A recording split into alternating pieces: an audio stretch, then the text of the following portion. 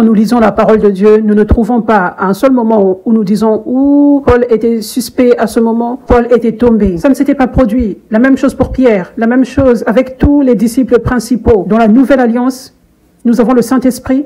Nous n'avons plus à être esclaves du péché.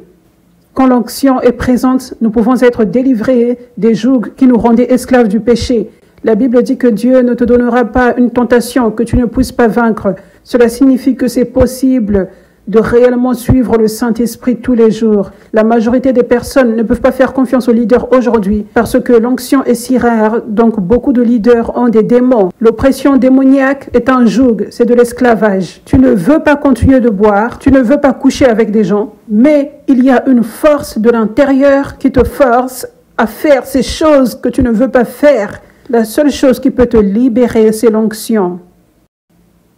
L'onction était présente dans le ministère de Jésus afin que tous les apôtres soient libérés, afin que lorsqu'ils l'auraient allé oindre pour être apôtres, qu'ils soient déjà libérés, qu'ils aient le Saint-Esprit, l'onction, toute chose qui est nécessaire pour ne pas revenir au péché, mais pour suivre le Saint-Esprit tous les jours.